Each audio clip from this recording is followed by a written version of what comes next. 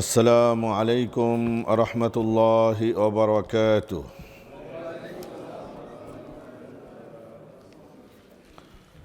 ইন্নাল হামদালিল্লাহ নাহমাদুহু ওয়া নাস্তাঈনুহু ওয়া নাস্তাগফিরুহু ওয়া নু'মিনু বিহি ওয়া নাতাওয়াক্কালু আলাইহি ওয়া নাউযু বিল্লাহি মিন শুরুরি আনফুসিনা ওয়া মিন সাইয়্যাতি আ'মালিনা মান ইয়াহদিহিল্লাহু ফালা মুদিল্লা লাহু ওয়া মান ইউদ্লিল ফালান তাজিদা লাহু ওয়ালিয়্যাম মুরশিদা। ونشهد أن لا إله إلا الله وحده لا شريك له ونشهد أن سيدنا ونبينا وعظيمنا وشفيعنا وحبيبنا ومولانا محمد أرسله الله بالحق بشيرا ونذيرا وداعيا إلى الله بإذنه وسراجا منيرا. أما بعد، فقد قال الله سبحانه وتعالى: أعوذ بالله من الشيطان الرجيم بسم الله الرحمن الرحيم فلما قضى موسى الأجل وسار بأهله آنس من جانب الطور نارا قال لأهلهم كثوا إني آنست نارا لعلي آتيكم منها بخبر أو جذوة من النار لعلكم تصطلون فلما أتاها نودي من شاطئ الوادي الأيمن في البقعة المباركة من الشجرة أن يا موسى إني أنا الله رب العالمين وأن ألقي عصاك فلما رآها تهتز كأنها جان ولى مدبرا ولم يعقب يا موسى لا تخف إني لا يخاف لدي المرسلين يا موسى لا تخف إنك من الآمنين صدق الله العلي العظيم. সম্মানিত দিনদরদি মুসলমান ভাই ও বোনেরা, আল্লাহ সুবহানাহু ওয়া তাআলার বিশেষ অনুগ্রহে, তার অপার করুণা এবং কৃপায় আজকে এই হাড় কাঁপানো ঠান্ডাকে উপেক্ষা করে আমরা আল্লাহ সুবহানাহু ওয়া তাআলার কালামুল্লাহর আকর্ষণে আল্লাহর ঘর মসজিদে এসে উপস্থিত হয়েছি। এই জন্য আমরা সবাই শুকরিয়াতান বলি আলহামদুলিল্লাহ। এখানে দুনিয়ার কোনো উদ্দেশ্য নিয়ে আমরা আসি নাই, বসি নাই। এখানে বসলে যে দুনিয়ার কিছু পাওয়া যাবে, টাকা পয়সা অর্জন হবে, অথবা দুনিয়ার কোনো উদ্দেশ্য সাধিত হবে, এই ধরনের কোনো ধরনের সম্ভাবনা আদৌ নেই। এরপরেও কেন এসেছি? কোরআনের আকর্ষণ আমাদেরকে এই মাহফিলে টেনে নিয়ে এসেছে। আর যাদের অন্তরের মাঝে কোরআনের আকর্ষণ আছে, কিয়ামতের দিন আল্লাহ সুবহানাহু ওয়া তাআলার কাছে কোরআন সুপারিশ করবে, শাফাআত করবে। যেমন রমাদানের রোজা শাফাআত করবে, রুকনে ইয়ামানি শাফাআত করবে, হজরে আসওয়াদ শাফাআত করবে, কোরআন মানুষের জন্য শাফাআত করবে। আল্লাহ সুবহানাহু ওয়া তাআলা আমাদেরকে কোরআন এভাবে শোনার তৌফিক দান করেন যেন কিয়ামতের দিন কোরআন আমাদের জন্য সুপারিশকারী হয়, শাফাআতকারী হয়। আমাদের ধারাবাহিক আলোচনা চলছিল বনি ইসরাইলদের ঘটনা নিয়ে। বনি ইসরাইলদের ঘটনা যেহেতু মুসা আলাইহিস সালাতু ওয়াস সালামের জীবনীর সাথে সম্পৃক্ত, এই জন্য আমরা মুসা আলাইহিস সালাতু ওয়াস সালামের জীবনীটা একটু ভালো করে আলোচনা করে নিচ্ছে, যেন সূরাতুল বাকারায় যে বনি ইসরাইলদের ঘটনাগুলো বর্ণনা করা হয়েছে, সেই আয়াতগুলো বুঝতে আমাদের অসুবিধা না হয়। তা আমাদের ধারাবাহিক আলোচনা চলছিল সূরাতুল কসাস থেকে, বাকারার সম্পৃক্ত সূরাতুল কসাস।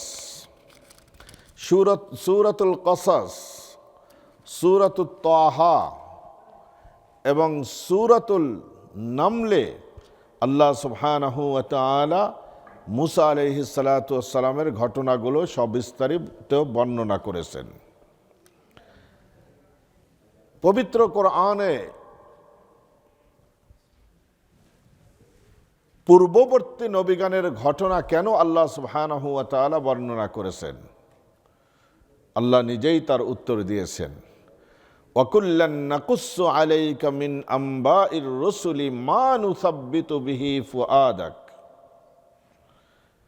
ওয়াকুল্লান নাকুসসু আলাইকা, হে নবী মুহাম্মদুর রাসূলুল্লাহ সাল্লাল্লাহু আলাইহি ওয়াসাল্লাম, আমি পয়গম্বরগণের এমন কাহিনী আপনার কাছে এজন্য বর্ণনা করি, মা নুসাব্বিতু বিহি ফুআদাক, যাতে আপনার অন্তর সুদৃঢ় হয়, মজবুত হয় এবং আপনি নবুয়তের গুরুদায়িত্ব পালন করতে প্রস্তুতি গ্রহণ করতে পারেন।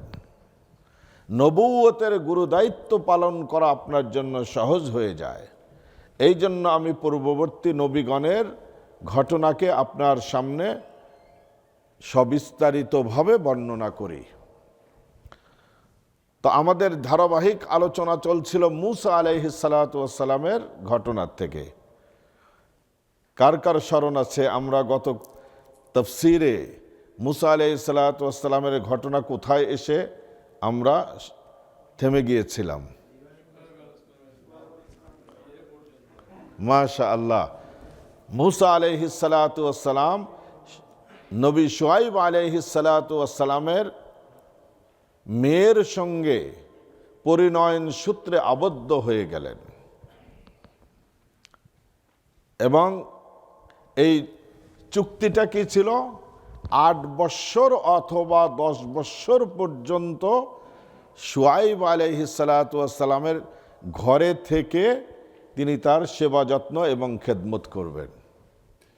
এটাই মহর বলে বিবেচিত ছিল। এই 10 বৎসর বা 8 বৎসর যখন অতিবাহিত হয়ে গেল, এই 8 থেকে 10 বৎসর পর্যন্ত মুসা আলাইহিস সালাতু ওয়াস সালাম মাতৃভূমি মিশরে ফিরে আসেননি। কেন ফিরে আসেননি? মাথার উপর মৃত্যুদণ্ডের হুকুম ঘুরতেছিল, গেলেই যে কোনো সময় ধরে নিয়ে হত্যা করে ফেলবে। আর আল্লাহ সুবহানাহু ওয়া তাআলা তার উপর যেই বান্দারা পূর্ণ তাওয়াক্কুল এবং আস্থা রাখে, তাকে আল্লাহ সুবহানাহু ওয়া তাআলা আশ্রয় শুধু দেন না, বরং হলো আশ্রয় কেন্দ্রকে শ্বশুর বাড়িতে পরিণত করে দেন। মুসা আলাইহিস সালাতু ওয়াস সালাম যখন মিশর ছেড়ে গিয়েছিলেন, কতশো মাইল ছিল?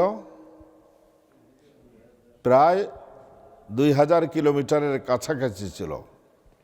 নিঃস্ব অবস্থায়, কোনো যানবাহন ছিল না, কোনো অতিরিক্ত কাপড় চোপড় ছিল না, খাদ্যদ্রব্য ছিল না। মরুভূমির সেই মরীচিকার স্থলকে অতিক্রম করে 2000 কিলোমিটারের রাস্তা তাকে অতিক্রম করে মাদিয়ানে পৌঁছতে হয়েছে। মাদিয়ানে যাওয়ার পরে তিনি যখন তার স্যাক্রিফাইসের সর্বোচ্চটা ব্যয় করেছিলেন, এরপরে আল্লাহ সুবহানাহু ওয়া তাআলা কাছে দোয়া করেছেন, ওয়ালাম্মা তাওয়াজ্জাহা তিলকা মাদিয়ানা ক্বালা আসা রাব্বি আন ইয়াহদিয়ানি সাওয়াআস সাবিল। আসা রব্বি আন ইয়াহদিয়ানি সাওয়াআস সাবিল, আশা করা যায় আমার রব আমার জন্য কোনো রাস্তা বের করে দিবেন। আল্লাহ সুবহানাহু ওয়া তাআলা মুসা আলাইহিস সালাতু ওয়াস সালামের এই ইখলাসকে, সিনসিয়ারিটিকে, এই স্যাক্রিফাইসকে কবুল করে শুধু আশ্রয় স্থলে বের করে দিলেন না, একজন নবীর ঘরে তার থাকা খাওয়ার বন্দোবস্ত করে দিলেন। আর নবীর ঘরে শুধু থাকা খাওয়ার বন্দোবস্তই নয়, বরং হলো জামাইয়ের আদরে নবীর ঘরে লালিত পালিত হতে লাগলেন। লালিত পালিত বলা ঠিক নয়, কারণ তিনি নাবালেগ ছিলেন না। জামাই আদরে তিনি বসবাস করতে লাগলেন। কিন্তু এই 10 বৎসরে মাতৃভূমির আকর্ষণ, মা জননীর আকর্ষণ, বোনের আকর্ষণ তাকে ব্যতিব্যস্ত করে তুলল। ওয়াহাব ইবনে মুনাব্বির রওয়ায়েতে ইমাম আহমদ ইবনে হাম্বল এবং ইবনে কাসির রাহিমাহুল্লাহ বর্ণনা করেছেন যে মুসা আলাইহিস সালাতু ওয়াস সালাম চুক্তির শর্ত অনুযায়ী 8 বৎসর খেদমত করা এটা বাধ্যবাধকতা ছিল, আর 2 বৎসর ছিল এটা হলো নফল বা অতিরিক্ত।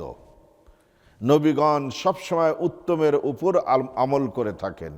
সেই জন্য মুসা আলাইহিস সালাতু ওয়াস সালাম 10 বৎসর পর্যন্ত শুআয়ব আলাইহিস সালাতু ওয়াস সালামের ঘরে তিনি অবস্থান করেছেন, কিন্তু মাতৃভূমির আকর্ষণ তাকে ব্যতিব্যস্ত করে তুলেছিল। আর এতদিন পর্যন্ত মিশরেরও আবহাওয়া ঠান্ডা হয়ে গিয়েছিল, তার উপরে যে মৃত্যুদণ্ডের হুকুম ছিল সেই মৃত্যুদণ্ডের হুকুমটাও আস্তে আস্তে মানুষ ভুলে যাচ্ছিল। এই 10 বৎসরে মুসা আলাইহিস সালাতু ওয়াস সালামের কোনো সন্তান জন্মগ্রহণ করেনি। এই 10 বৎসরের মাথায় তিনি যখন মাতৃভূমিতে যাওয়ার জন্য ব্যাকুল হলেন, তখন স্ত্রী অন্তঃসত্ত্বা হয়ে গেলেন। অন্তঃসত্ত্বা শুধুই নয়, যে কোনো সময়, সকাল বিকাল যে কোনো সময় সন্তান প্রসব করবে। এইবার মুসা আলাইহিস সালাতু ওয়াস সালামের আরেক পরীক্ষা শুরু হলো।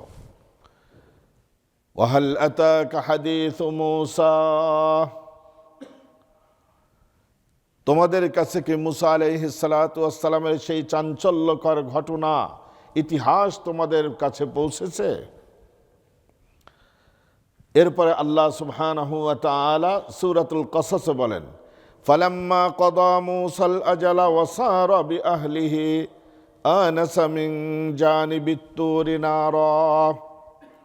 মুসা আলাইহিস সালাতু ওয়াস সালাম যখন সেই চুক্তির চূড়ান্ত মেয়াদকে উত্তীর্ণ করলেন, পূর্ণ করলেন, আনাস ওয়া সারা বিআহলিহি, ওয়াসারা বিআহলিহি, তখন শ্বশুরের অনুমতি ক্রমে স্ত্রীকে নিয়ে মাতৃভূমির দিকে রওনা দিলেন। মাতৃভূমির কত কিলোমিটার? এখন 1450 কিলোমিটার এখনকার রাস্তা, আর তৎকালীন যুগের যে রাস্তা ছিল আঁকাবাঁকা রাস্তা, সেটা অলমোস্ট 2000 কিলোমিটার। শুআয়ব আলাইহিস সালাতু ওয়াস সালাম যখন মেয়েকে এবং জামাতাকে বিদায় দিলেন, বিদায় দেওয়ার সময় কিছু অর্থকরী উপঢৌকন হিসাবে দিলেন এবং কিছু আসবাবপত্রও সাথে দিয়ে দিলেন। এই ঘটনার থেকে প্রমাণিত, শ্বশুরবাড়ির লোকজন যদি প্রেসার না দেয়, জামাই পক্ষ যদি স্ত্রী পক্ষের উপর যদি কোনো প্রেসার না দেয়, না দিলেও মেয়ের পক্ষের সৌজন্যতা হলো এটা, মেয়েকে এবং মেয়ের জামাইকে কিছু হাদিয়া দিয়ে, তোহফা দিয়ে তাদের হলো সংসারের বন্দোবস্ত করে দেওয়া। নবী আলাইহিস সালাতু ওয়াস সালাম ফাতিমাতুজ জাহরাকে যখন বিদায় করেন, নবী আলাইহিস সালাতু ওয়াস সালামের ঘরে কিছুই ছিল না। এরপরেও একটি বালিশ, তাও বালিশের ভিতর খেজুরের আঁশ ভর্তি ছিল, একটা পানির মস্ক, এই ধরনের ব্যবহৃত কিছু আসবাবপত্র মেয়েকে বিদায়ের সময় উপঢৌকন উপহার হিসাবে দিয়েছিলেন। শুআয়ব আলাইহিস সালাতু ওয়াস সালামও বিদায় লগ্নে তার মেয়েকে কিছু উপঢৌকন দিয়ে দিলেন।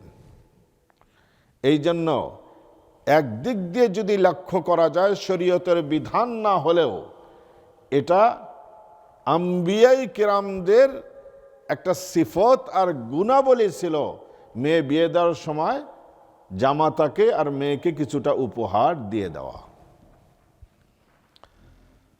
আনাসা মিন জানিবিত তুরি নারা, এরপরে মুসা আলাইহিস সালাতু ওয়াস সালাম শাম দেশের বাদশাদের থেকে স্বৈর শাসকদের ভয়ে তিনি অখ্যাত রাস্তা ধরে আসতে লাগলেন। সাথে কিছু সফর সঙ্গীও ছিল। কোন কোন তাফসীরের কিতাবে আসছে যে সাথে কাফেলা একটা ছিল। সেই কাফেলার সঙ্গে আসতে আসতে পথের মধ্যে গিয়ে কাফেলাকে হারিয়ে ফেলেছে। যারা হজ করেছেন বিরাট কাফেলা নিয়ে পাথর মারতে গেছেন, যাই দেখবেন 50 জনের কাফেলার মধ্যে শেষে খুঁজতে খুঁজতে 5 জন আছে। তাওয়াফ শুরু করেছে একসাথে 50-60 জন, শেষ পর্যন্ত দেখা যায় যে 5 জন 7 জন আছে। আরো মজার ব্যাপার, আমার এক বন্ধু আছেন যিনি যার ওয়াইফ হলো আমার বিয়ের ঘটক ছিলেন। সেই মুরব্বী এখন 85-90 বৎসরের বয়স। তার ওয়াইফকে নিয়ে হজে গেছেন। ওয়াইফের হাত ধরে তওয়াফ শেষ হয়েছে, তওয়াফ শুরু করেছেন। পিছন থেকে এমন ধাক্কা আসছে, ধাক্কার জ্বালায় ওয়াইফের হাত ছুটে গেছে। আর এক মহিলার হাত ধরে দেখতে ওই আন্টির মতোই পুরা তওয়াফ করেছে। তওয়াফ শেষে পিপাসা যখন লেগেছে, মহিলা ছিল হলো আরবি, বলতেছে তুমি পানি খাবা নাকি, জমজম খাবা? মহিলা তো মুখের দিক তাকা দেখে এটা আবার কি কয়। উনিও তাকা দেখে যার হাত ধরে তওয়াফ শেষ করেছেন তিনি ওনার বউ না। সুবহানাল্লাহ। এরকম ঘটনাও তো ঘটে যায় তওয়াফের সময়। তো মুসা আলাইহিস সালাতু ওয়াস সালাম যে কাফেলার সঙ্গে রওনা দিয়েছিলেন, সেই কাফেলার থেকে তিনি হারিয়ে গেছেন, একাকী হয়ে গেছেন। রাস্তা ভুল করে তিনি তুর পর্বতের তুয়া নামক উপত্যকায় পৌঁছে গিয়েছেন। দেখেন, মিশরের 2টি ডিস্ট্রিক্টের নাম হলো সাইনা, উত্তর সাইনা, দক্ষিণ সাইনা। উত্তর সাইনার সাথে হলো ইসরায়েলের বর্ডার আছে, 2টার সাথেই বর্ডার আছে। উত্তর সাইনাতে সেখানেই হলো তুর পর্বত অবস্থিত। এই তুর পর্বতের সর্বশৃঙ্গমূলক একটি জায়গার নাম হলো তুয়া। আমরা যখন স্টুডেন্ট ছিলাম, এই স্টুডেন্ট লাইফে একবার যাওয়ার সুযোগ হয়েছিল। গারে হেরাতে উঠতে কতক্ষণ লাগে? 40 মিনিটের বেশি না। গারে শহরে উঠতে 50 মিনিটের বেশি সময় লাগে না। তুর পর্বতের তুয়া উপত্যকায় উঠতে হলো 2.5 ঘন্টা টাইম লাগে। উঠতে 2.5 ঘন্টা, নামতে 2.5 ঘন্টা। এই জন্য টুরিস্টরা হাজার হাজার টুরিস্ট সেখানে যায়। এটা ইহুদিদের হলো তীর্থস্থান, পবিত্র স্থান। এই জন্য অধিকাংশ টুরিস্ট থাকে হলো ইহুদি। মধ্যরাত থেকে পর্বতে ওঠা শুরু হয়। সেখানে গিয়ে সূর্য উদয়ের দৃশ্য টুরিস্টরা দেখে থাকে। সূর্য উদয় যখন হয়ে যায় তখন নামার পালা হয়ে যায়, কারণ দিনে অতিরিক্ত গরমের কারণে কেউ উঠতে পারে না। পায়ে হেঁটে ওঠা ছাড়া, আর কিছু উট আছে, এই উটে ওঠা ছাড়া আর কোনো রাস্তা নাই সেখানে। মুসা আলাইহিস সালাতু ওয়াস সালাম রাস্তা ভুল করে তুর পর্বতের সেই তুয়া নামক উপত্যকায় পৌঁছে গেলেন। কনকনা শীত, বরফসিক্ত মাটি, ঘনকৃষ্ণ অন্ধকার, অমাবস্যার ঘন তিমিরে সমস্ত পর্বতকে যেন আরো অন্ধকারচ্ছন্ন করে ফেলেছে। এই অবস্থায় অন্তঃসত্ত্বা স্ত্রীর প্রসব বেদনা শুরু হয়ে গেল। কি কঠিন পরীক্ষায় পড়লেন সাইয়েদনা মুসা আলাইহিস সালাতু ওয়াস সালাম। মুসা আলাইহিস সালাতু ওয়াস সালাম পাথরে পাথরে ঘর্ষণ দিয়ে তৎকালীন যুগের সিস্টেম অনুযায়ী আগুন জ্বালানোর চেষ্টা করলেন। চেষ্টা করে তিনি ব্যর্থ হয়ে গেলেন। ব্যর্থ হয়ে এদিক ওদিক ছোটাছুটি করতে লাগলেন, দেখতে লাগলেন। হঠাৎ করে তিনি তুর পর্বতের চূড়ায় তাকিয়ে দেখেন, তোয়া নামক উপত্যকার উপরে তাকিয়ে দেখেন, সেখানে একটা সবুজ সতেজ গাছের উপর হলো আগুনের ঝলকানি দেখা যাচ্ছে। মুসা আলাইহিস সালাতু ওয়াস সালাম ধারণা করলেন আগুন যখন আছে তাহলে মানুষও আছে, তাহলে আমি যে হারিয়ে গেছি, পাহাড়ের মধ্যে রাস্তা হারালে এটা কেমন দুরবস্থা, সেখানে কাকে পাবেন? আর সেখানে কি কোনো হাইওয়ে আছে, কোনো সাইন আছে? কিচ্ছু নাই। কি দুরবস্থা! সেখানে গিয়ে হয়তো রাস্তার সন্ধান পেতে পারি, অথবা সেখান থেকে কিছু আগুনের টুকরা এনে এই কনকনা শীতের ভিতরে তিনি আগুন পোহাতে পারেন। স্ত্রীকে এই বিপদ সংকুলন অবস্থাতে স্ত্রীকে কিছু আগুনের তাপ দিয়ে তাকে একটু সুস্থ করতে পারেন। মুসা আলাইহিস সালাতু ওয়াস সালাম এই কঠিন পরীক্ষায় পড়ে গেলেন। إذ رأى نارا فقال لأهلهم كثوا إني آنست نارا إذ رأى نارا যখন তিনি আগুনের টুকরা দেখতে পেলেন, فقال لأهله তিনি তার পরিবারকে বললেন। যখন فقال لأهله, আহাল বলতেছেন আল্লাহ সুবহানাহু ওয়া তাআলা, মুসা আলাইহিস সালাতু ওয়াস সালামের কথাকে নকল করলেন। আহাল না বলে স্ত্রী কেন বললেন না? পরিবার কেন বললেন? স্ত্রী বললেন না কেন? অথবা স্ত্রীর নামই বললেন না কেন? এটা মুসা আলাইহিস সালামের মুখের কথা, আল্লাহ নকল করতেছেন। কারণ হলো এটা যে পাবলিক প্লেসে নিজের স্ত্রীর যদি কোনো আলোচনা হয়, তাহলে যতটুকু পারা যায় সেটি হলো ইঙ্গিতে হলো স্ত্রীর আলোচনা করে শেষ করে দেওয়া। সেখানে তার নাম না বলা, সেখানে যতটুকু সম্ভব হয় পর্দাকে রক্ষা করে আকার ইঙ্গিতে বুঝিয়ে দেওয়া যে আমার পরিবার। কিন্তু আমরা যখন স্ত্রীর কথা বলতে লাগি, স্বামীর কথা বলতে লাগি, মাশাআল্লাহ, আমাদের তো আর মনে করেন যে শুধু কিছু কিছু পুরুষ আছে, শুধু আপনি রেডিওর সুইচটা অন করে দিবেন, যতক্ষণ চলতেছে স্ত্রীর নামে গীবত, শিকায়েত, পরনিন্দা, স্ত্রীর বদনাম চলতেই আছে। আবার কিছু মা বোনরাও এমন আছেন, ওনার জন্য মেইন সাবজেক্টটাই হলো স্বামীর বদনাম করা। মানে সুইচটা শুধু অন করে দেওয়া, তাহলে বিবিসি আর CNN ওনার কাছে হলো ফেল। এরকম স্ত্রী আছে না দুনিয়াতে?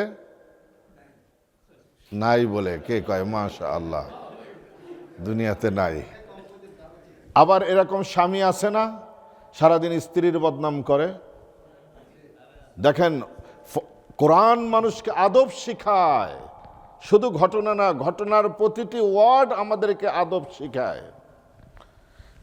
ক্বালা লিআহলিহি, তার পরিবারকে তিনি বললেন, স্ত্রীর নাম পর্যন্ত বলেন নাই। ইমকুসু ইন্নী আনাস্তু নারা, তোমরা এখানে অবস্থান করো। আনাস্তু নারা, আমি আগুন দেখতে পেয়েছি। লাআল্লি আতিকুম মিনহা বিকবাসিন আও আজিদু আলান নারি হুদা, আগুন যখন দেখেছি সম্ভাবনা আছে যে আমি আগুনের কিছু স্ফুলিঙ্গ সেখান থেকে নিয়ে আসতে পারি, আগুনের কিছু টুকরা আনতে পারে। অথবা আও আজিদু আলান নারি হুদা, আগুনের কাছ থেকে, আগুন যখন আছে মানুষ আছে, সেখান থেকে রাস্তার সন্ধান আনতে পারি, যে রাস্তা ভুলে গেছি, এ রাস্তা ভোলা রাস্তা হলো আমরা আনতে পারি। তখন এরকম জিপিএস আবিষ্কৃত হয় নাই। জিপিএস বাজারে আবিষ্কৃত তো অনেক আগেই হয়েছে, যখন প্লেন আবিষ্কার হয়েছে তখন থেকে জিপিএস আছে। আগে জিপিএসটা ইউজ হতো শুধু প্লেনের জন্য, এরপরে যখন নাকি ল্যান্ডে এসে গেল তখন তো ইজি হয়ে গেছে। এর আগে ম্যাপ কোয়েস্ট থেকে ম্যাপ বের করে সবাই যেতে হতো। একবার টেক্সাসে গেছি ম্যাপ কোয়েস্ট ফলো করে করে, এরপরে রাস্তা ভুল করে তেল আনতে গিয়ে একদম টেক্সাসের যে সমস্ত কাউবয়রা আছে এরকম জায়গাতে আমরা পৌঁছে গেছি। পৌঁছে যাওয়ার পরে একটা দোকানে কিছু লোক মদ টদ খাচ্ছে, আড্ডা টাড্ডা মারছে। তাদেরকে যে বললাম যে আমরা হাইওয়েতে উঠবো কি করে, হাইওয়ে আর ম্যাপ কোয়েস্ট আর খুঁজে পাচ্ছে না। তখন ওই বুড়া আমাকে বলে, are you okay, are you healthy, you guys healthy? Yes we are okay, we are healthy. Did you sleep enough? বললাম যে ইয়েস। তার উপরে বলতেছে, do you have enough gas in the car? বললাম যে হ্যাঁ গ্যাসও আছে। কয় তাহলে চালাতে থাক, চালাতে চালাতে সব একবার পাবি। এটা হলো রাস্তা দেখা দিল। কয় চালাতে থাক, এক সময় তোরা হাইওয়ে পাবি। অথচ হাইওয়ে কাছেই রয়েছে। তো রাস্তা ভুলে গেলে এরকম পাওয়া অসুবিধা হয়। আও আজিদু আলান নারি হুদা, আল্লাহ সুবহানাহু ওয়া তাআলা এটিকে সূরাতুল কসসে বলতেছেন, قال لأهلهم كثوا إني آنست نارا। মুসা আলাইহিস সালাতু ওয়াস সালাম যখন তার পরিবারকে বললেন, ইমকুসু, তোমরা এখানে অবস্থান করো, ইন্নী আনাস্তু নারা, যে আমি আগুন দেখতে পেয়েছি, লাআল্লি আতিকুম মিনহা বিখবারিন, যে হতে পারে যে আমি আগুনের কাছে গিয়ে রাস্তার সন্ধান পেয়ে যেতে পারি কোন লোকের মাধ্যমে। আও জাদওয়াতিম মিনান নারি লাআল্লাকুম তাসতালুন, আও জাদওয়াতিম মিনান নার, অথবা কাঠের ভিতরে আগুনের টুকরা আনতে পারে, লাআল্লাকুম তাসতালুন, যেন তোমরা সেই আগুন দিয়ে তোমরা আগুন তাপাতে পারো, আগুন দিয়ে তোমরা নিজেদের এই শীত নিবারণ, ঠান্ডাকে নিবারণ করতে পারো। ফালাম্মা আতাহা নুদিয়া মিন শাতিল ওয়াদিল আইমানি ফিল বুকআতিল মুবারাকাতি মিনাশ শাজারাতি আইয়া মূসা। এরপরে মুসা আলাইহিস সালাতু ওয়াস সালাম যখন পবিত্র ভূমিতে অবস্থিত উপত্যকার ডান প্রান্তের বৃক্ষ থেকে আওয়াজ আনতে গেলেন, আওয়াজ শুনতে পেলেন। মুসা আলাইহিস সালাতু ওয়াস সালাম আগুন দেখে সেখানে আসছেন। আসার পরে তিনি আগুন দেখেই তো বিস্ময়াভূত হয়ে গেলেন। তিনি দেখছেন যে একটা সবুজ সতেজ গাছের উপর বিচিত্রময় আগুন ঝলমল করছে, কিন্তু বোঝার বিষয় হলো আগুনের তাপদাহে গাছ পুড়ে যাওয়ার পরিবর্তে গাছের ঔজ্জ্বল্যতা লক্ষ কোটি গুণ আরো বৃদ্ধি পেয়ে গেছে। মুসা আলাইহিস সালাতু ওয়াস সালাম কিছুক্ষণ সেখানে অবস্থান করলেন, যে যদি অগ্নিস্ফুলিঙ্গ আগুনের থেকে পরে কিছু সেখান থেকে আগুন উঠিয়ে নিয়ে গিয়ে আমি আগুন কোনো কাঠের সঙ্গে আগুন লাগিয়ে হয়তো আমরা আগুন তাপাতে পারবো। অপেক্ষা করে তিনি ব্যর্থ হলেন, কোনো আগুন পড়ে না। হঠাৎ করে যখন আগুন পড়ল না, এই সময় মুসা আলাইহিস সালাতু ওয়াস সালাম কিছুটা খড়কুটা নিয়ে গিয়ে তখন আগুনের সামনে ধরলেন, যে আগুন আগুনের থেকে আর এক আগুনে আগুন আসে না। এই দেখেন যারা বিড়ি খায় আর সিগারেট খায়, সিগারেট পান করে, একটার সিগারেট থেকে আর একটা ধরায়, একটার বিড়ি দিয়ে আর একজন বিড়ি ধরায়, এরকম হয় না? চুলার আগুন থেকে খড়কুটা দিয়ে আগুন নেয় না? গ্রাম দেশে দেখবেন যে অনেকের বাড়িতে ম্যাচ নাই, ম্যাচ শেষ হয়ে গেছে, তখন বলে পার্শ্ববর্তী বাড়ির থেকে আগুন নিয়ে আয়। তখন এই পাটখড়ি দিয়ে অথবা কোনো খড়কুটা দিয়ে আগুন নিয়ে আর এক বাড়িতে যে আগুন চুলা জ্বালায়। তো মুসা আলাইহিস সালাতু ওয়াস সালাম আগুন জ্বালানোর জন্য কিছু খড়কুটা ধরলেন, কিন্তু তিনি ধরার শেষে আরও বেশি আশ্চর্যিত হয়ে গেলেন যে আগুনের ঘর্ষণে খড়কুটাতে আগুন লাগাতো দূরের কথা, আগুন অটোমেটিকভাবে আরও উপরে উঠে গেল। মুসা আলাইহিস সালাতু ওয়াস সালামের বিস্ময়ের আর কোনো সীমা রইল না। এটা কি ধরনের আগুন? এই অবস্থা যখন চলতেছে, ফালাম্মা আতাহা নুদিয়া ইয়া মূসা, যখন আগুনের কাছে এলেন, আগুনের এই লীলা খেলা যখন দেখা শেষ হয়ে গেল, তখন এক অদৃশ্য থেকে আওয়াজ দেওয়া হলো, ইয়া মূসা ইন্নী আনাল্লাহ রব্বুল আলামিন। হ্যাঁ মূসা, তুমি যাকে আগুন ভেবেছো এটা আগুন না, এটি হলে আমি আল্লাহ সুবহানাহু ওয়া তাআলার নূরের তাজাল্লি তুমি দেখেছো। ইন্নী আনাল্লাহ, আমি হলাম আল্লাহ রব্বুল আলামিন, যিনি সমগ্র জগতের প্রভু। এটি হলে আমি আল্লাহ সুবহানাহু ওয়া তাআলার নূরের তাজাল্লি তুমি দেখেছো। ফালাম্মা আতাহা নুদিয়া ইয়া মূসা ইন্নী আনা রাব্বুক, আমি হলাম তোমার প্রভু। ফাখলা নালাইক, তোমার পাদুকাদয়, তোমার জুতাকে তুমি খুলে ফেলো। ইন্নাকা বিল ওয়াদিল মুকদ্দাসি তুয়া, কারণ হলো তুমি তুয়া নামক পবিত্র স্থানে অবস্থান করছো, সুতরাং এই জায়গার পবিত্রতার জন্য তোমার জুতাকে তুমি খুলে ফেলো। দেখুন, এর দ্বারা বোঝা যায় কোনো জায়গা যদি বরকতময় হয়ে থাকে, সম্মানিত হয়ে থাকে, সেই জায়গায় জুতা নিয়ে যাওয়া প্রয়োজন নাকি জুতা খুলে যাওয়া প্রয়োজন? এটা তো একটা পাহাড়ের উপত্যকায় ছিল, এই উপত্যকায় এমন কি ঘটলো যে এই জায়গা বরকতময় হয়ে গেল? প্রশ্ন জাগে কিনা? কিসের দ্বারা বরকতময় হলো? সেটি হলো আল্লাহ সুবহানাহু ওয়া তাআলার নূরের তাজাল্লিতে বরকতময় হয়েছে। অনুরূপভাবে মসজিদ বরকতময় জায়গা কিনা? কিসের দ্বারা বরকত হয়েছে বলেন তো? মসজিদ কিসের দ্বারা বরকতময় হয়েছে? মোমেনদের সিজদার কারণে এই জায়গায় বরকতময় হয়েছে।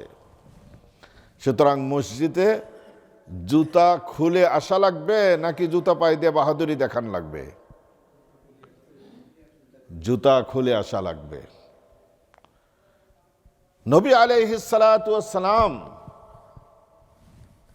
জুতা সহ কখনো কখনো নামাজ আদায় করেছেন। সাহাবায়ে কেরাম জুতা সহ নামাজ আদায় করেছেন। এর বহু প্রমাণ বিশুদ্ধ হাদিসের মাঝে রয়েছে। তাহলে জুতা পায়ে দিয়ে নামাজ পড়া বৈধ, এই ব্যাপারে কারো কোনো মতবিরোধ নেই। তবে নবী আলাইহিস সালাতু ওয়াস সালাম জুতা পায়ে দিয়ে নামাজ কোথায় আদায় করেছেন? মসজিদে নববীতে নাকি যুদ্ধের ময়দানে? যুদ্ধের ময়দানে। তাহলে যুদ্ধের ময়দানে যান, ওই গাজাতে যান, এখানে যান, সেখানে যান, তাহলে আপনার জুতা খোলা লাগবে না। একটি প্রমাণও নেই নবী আলাইহিস সালাতু ওয়াস সালাম বা সাহাবায়ে কেরাম কোনো মসজিদে জুতা পায়ে দিয়ে উঠে নামাজ পড়েছেন। আমি একবার নিউ ইয়র্কে ম্যানহাটনে একটা মসজিদে গিয়েছি। বাইরে প্রচণ্ড বৃষ্টি হচ্ছিল, এই ধরনের ঠান্ডা, মাইনাস টেম্পারেচার ছিল।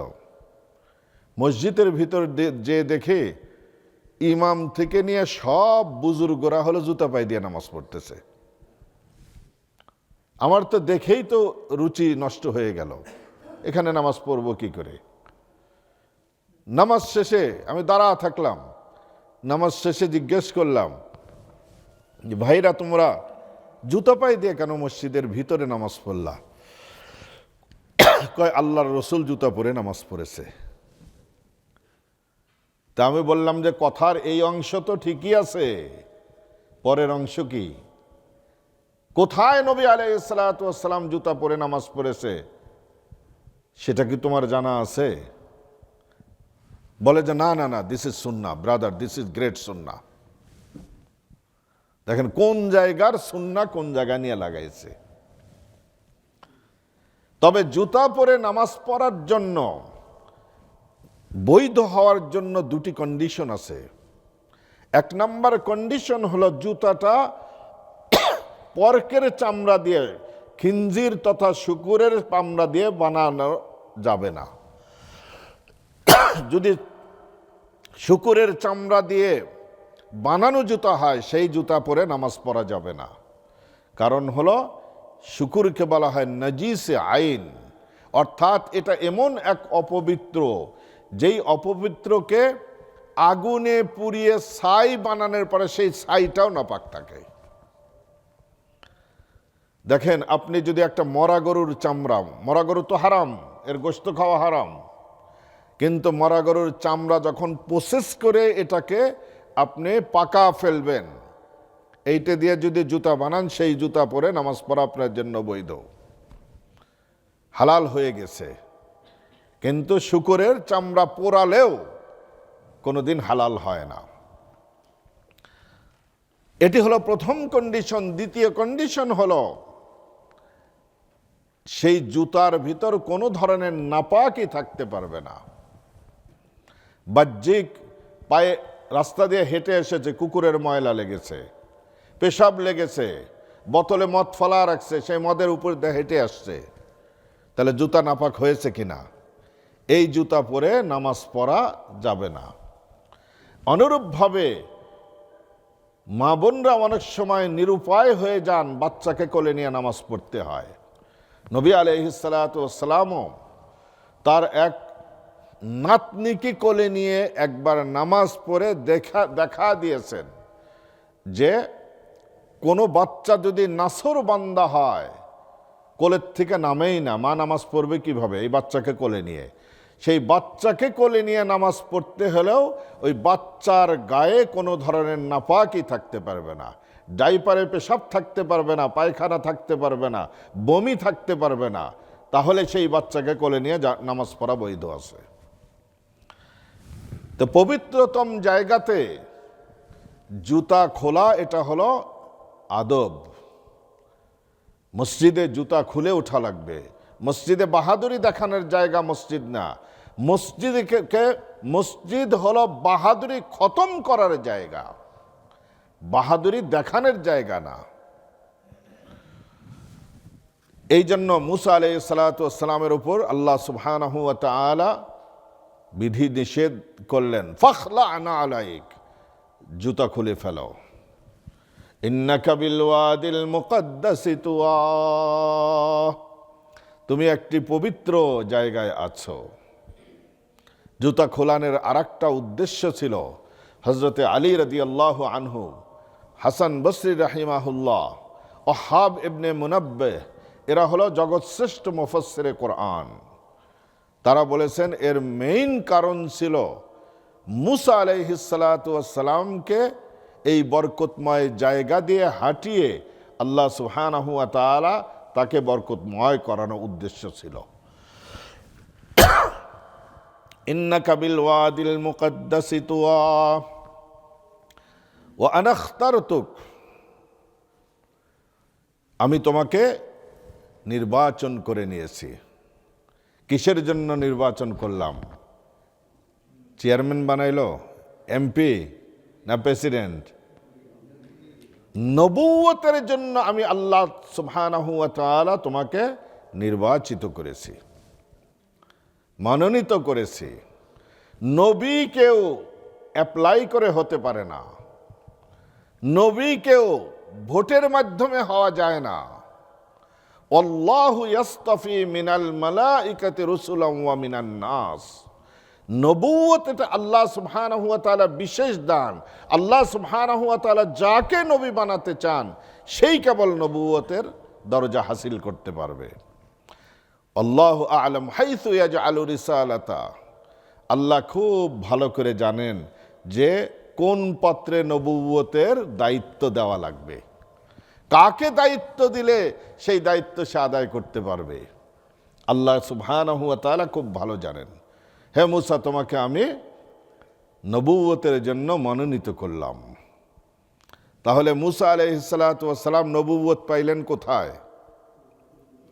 তুর পর্বতের তুয়া নামক উপত্যকায়।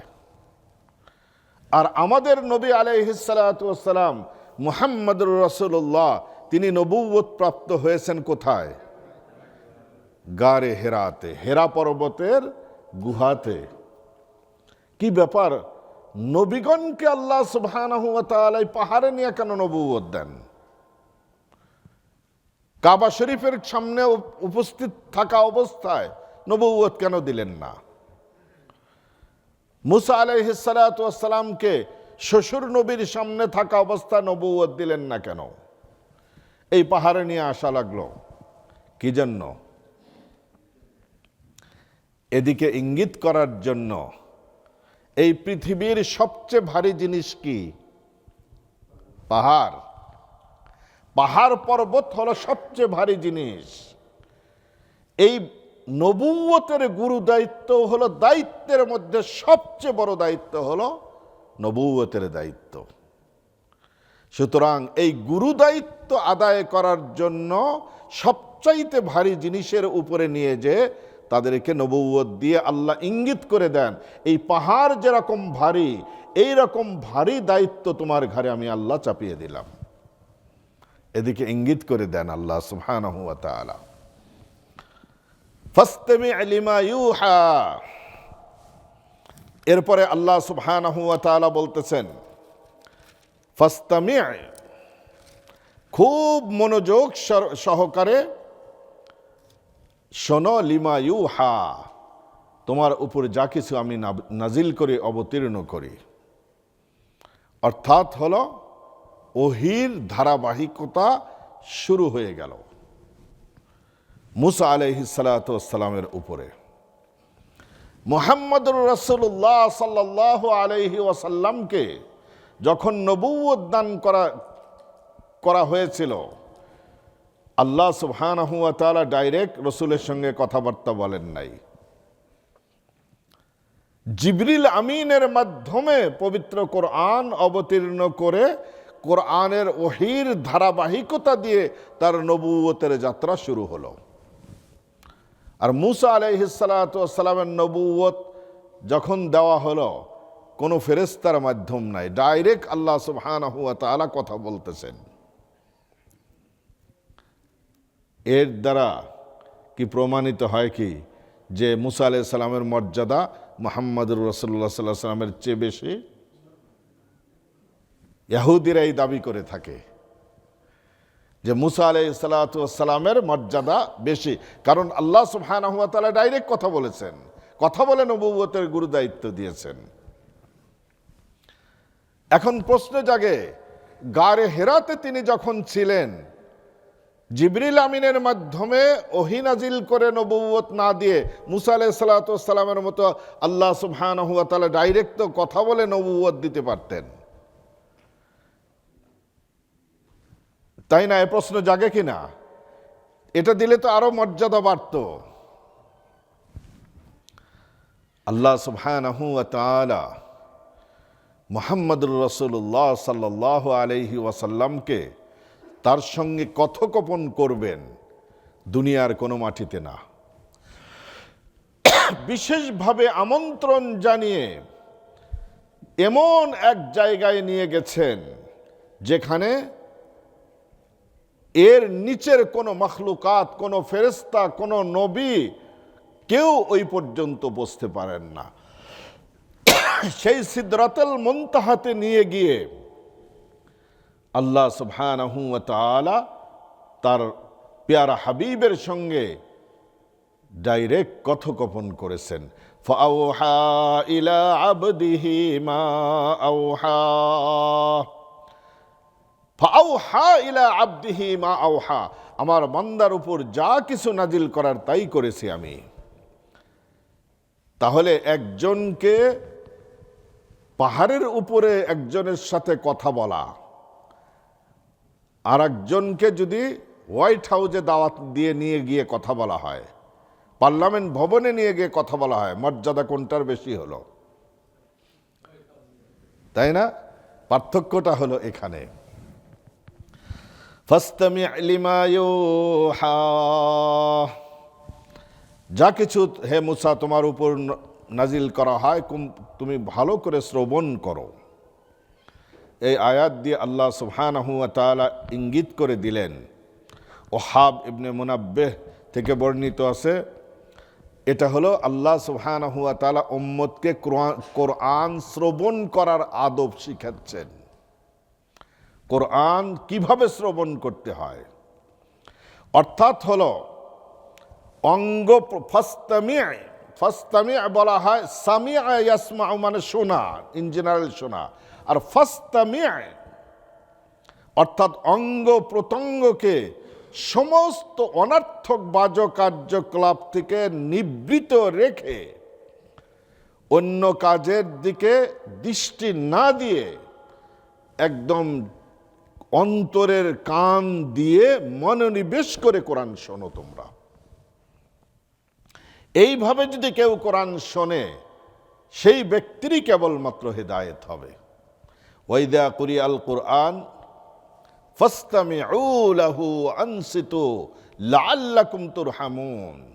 কোরআন যখন তেলাওয়াত করা হয়, ফাসতামিউ অন্তরের কান দিয়ে শোনো, বাহ্যিক সমস্ত অনর্থক কাজকর্ম থেকে নিজেকে গুটিয়ে নাও, অন্তর দিয়ে কোরআন শোনো। ওয়া আনসিতু পূর্ণ নীরবতা পালন করো।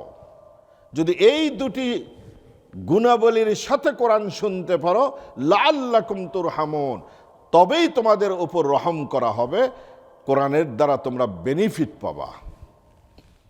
আর কোরআনও শুনতেছি, এদিক দিয়ে হলো কি খেলাও দেখতেছি, কোরআনও শুনতেছি, হাসাহাসিও করতেছি, কোরআনও শুনতেছি, গল্পগুজবও চলতেছে, কোরআনও শুনতেছি, এদিক খাওয়া দাওয়াও চলতেছে। তাহলে এই কোরআন শোনার দ্বারা কোরআনের আদব রক্ষা না হওয়ার কারণে সেই ব্যক্তি এই কোরআনের দ্বারা বেনিফিট অর্জন করতে পারবে না। এরপরে আল্লাহ সুবহানাহু ওয়া তাআলা বলেন, ইন্নানি আনাল্লাহ। মুসা আলাইহিস সালাতু ওয়াস সালামকে তিনটা শরীয়তের তিনটি মৌলিক বিধানকে শিক্ষা দেওয়া হচ্ছে। একটা হলো তাওহীদ, আর একটা হলো কি রিসালাত, আর একটা হলো আখিরাত। ওয়া আনা ইখতারতুকা, এর মাঝে আল্লাহ সুবহানাহু ওয়া তাআলা রিসালাতের কথা আলোচনা, তোমাকে আমি নবুয়তের গুরু দায়িত্ব দিলাম, তোমাকে নবী বলে আমি মনোনীত করলাম। এখানে রিসালাতের আলোচনা গেল। এইবার তাওহীদের আলোচনা। ইন্নানি আনাল্লাহ, হে মুসা তুমি যাকে আগুন ভেবেছ এটি আগুন নয়, আমি আল্লাহ সুবহানাহু ওয়া তাআলা নূরের জ্যোতি, নূরের তাজাল্লি। লা ইলাহা ইল্লা আনা, আমি ছাড়া কোনো উপাস্য নেই। ফা'বুদনি, আমি আল্লাহর ইবাদত বন্দেগী করো। ওয়া আকিমিস সালাতা লিযিকরি, আমি আল্লাহর স্মরণে তুমি নামাজ আদায় করো। তাহলে মুসা আলাইহিস সালাতু ওয়াস সালামের শরীয়তে নামাজ ছিল কিনা? সর্বপ্রথম ওহীতেই মুসা আলাইহিস সালাতু ওয়াস সালামের উপর নামাজের বিধান আসলো। ঈসা আলাইহিস সালাতু ওয়াস সালামের শরীয়তের দিকে তাকাই। মারিয়াম আলাইহিস সালাতু ওয়াস সালাম যখন নবজাত শিশুকে কোলে নিয়ে, পিত্রহীন নবজাত শিশুকে কোলে নিয়ে যখন জনগণের সামনে এলেন, বেতলেহেম থেকে জনগণের কাছে এলেন, কে গেছিলেন? দেলোয়ার ভাই। বেতলেহেমে গেছিলাম না? লোকমান ভাই তো এখানে নাই। বেতলেহেম থেকে 1 ঘন্টা 40 মিনিট থেকে 1 ঘন্টা ড্রাইভ হলো মসজিদুল আকসা, জেরুজালেম। সে বেতলেহেম থেকে তিনি নবজাত শিশুকে কোলে করে নিয়ে জনগণের সামনে এলেন। আসার পরেই তো ঝড় তুফান উঠতে লাগলো। ইয়া উখতা হারুন, হে হারুনের বোন, মা কানা আবুকি ইমরাআ সাওইন ওয়া মা কানাত উম্মুকি বাগিয়া। তোমার বাবাও তো চরিত্রহীন কোনো পুরুষ ছিলেন না, আর তোমার মাও তো অসৎ কোনো নারী ছিলেন না। যদি বাবা মার কেউ অসৎ হতো তাহলে বুঝতাম যে জেনেটিকভাবে এটা আসছে, কিন্তু তুমি এটা কি করলা? বিয়ে হয় নাই, বাচ্চা কোলে নিয়ে আসছো। মারিয়াম আলাইহিস সালাতু ওয়াস সালাম, তখন ঈসা আলাইহিস সালাতু ওয়াস সালাম মায়ের স্তনে মুখ লাগিয়ে দুধ পান করছিলেন। ফাআশারাত ইলাইহি, তিনি বাচ্চার দিকে ইঙ্গিত করে বললেন, তোমাদের যত কোশ্চিন আছে এই বাচ্চাকে করো। কারণ হলো কি, ইন্নী নাযারতু লির-রহমানি সাওমান, আমি আজকে রহমান আল্লাহর জন্য রোজার মান্নত করেছি। ফালান উকাল্লিমাল ইয়াউমা ইনসিয়া, সুতরাং আজকে কোনো কথা বলতে পারবো না। পূর্ববর্তী শরীয়তে রোজার বিধান ছিল শুধু পানাহার থেকে বেঁচে থাকা না, সুবহে সাদেক থেকে সূর্যাস্ত পর্যন্ত কেউ কারোর সাথে কথা বলা যাবে না। সুতরাং আমি মান্নত করেছি রোজা রাখার, আমি কথা বলতে পারবো না। বাচ্চার দিকে তখন তারা বলতেছে, কাইফা নুকাল্লিমু মান কানা ফিল মাহদি সাবিয়া, তুমি ঠাট্টা করছো, অপকর্ম করেছো, আবার আমাদের সঙ্গে ঠাট্টা করছো। এই বাচ্চা, দুধের বাচ্চা যে দোলনার মধ্যে শুয়ে থাকবে, এই বাচ্চার সঙ্গে কথা বলা যায়? তখন ঈসা আলাইহিস সালাতু ওয়াস সালাম মায়ের স্তন ছেড়ে, মুখ ছেড়ে তাদের দিকে মাথা তুলে বললেন, ক্বালা ইন্নী আবদুল্লাহ, সাবধান, আমি আল্লাহর দাস। আতানিয়াল কিতাবা ওয়া জাআলানি নাবিয়্যা, ভবিষ্যতে আমাকে নবী বানানো হবে এবং আমাকে আসমানি কিতাব দান করা হবে। ওয়া জাআলানি মুবারাকান আইনামা কুনতু, আমি যেখানেই থাকব সেখানেই বরকতময় হব। ওয়াজআলানি মুবারাকান আইনামা কুনতু ওয়া আওসানি বিস-সালাতি ওয়াজ-যাকাতি মা দুমতু হাইয়া, আর আমার উপর বিধান আসবে যতদিন জীবিত থাকব ততদিন যেন নামাজ আদায় করি, সালাত আদায় করি, আর যাকাত প্রদান করি। তাহলে ঈসা আলাইহিস সালামের শরীয়তে নামাজ আছে কিনা? তাহলে এমন কোন শরীয়ত আছে যেখানে নামাজের কথা নাই? ইন্নানি আনাল্লাহ, আমি হলাম আল্লাহ। লা ইলাহা ইল্লা আনা ফা'বুদনি ওয়া আকিমিস সালাতা লিযিকরি, আমি ছাড়া কোনো উপাস্য নেই, মাবুদ নেই, আমার স্মরণে নামাজ আদায় করুন।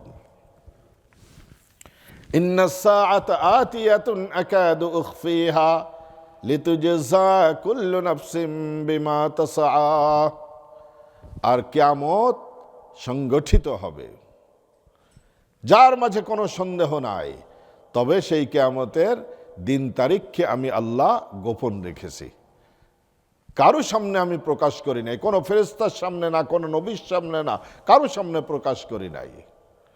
কিয়ামতের জ্ঞান শুধুমাত্র আমার কাছে আছে। তাহলে এখানে আখিরাতের আলোচনা হলো কিনা?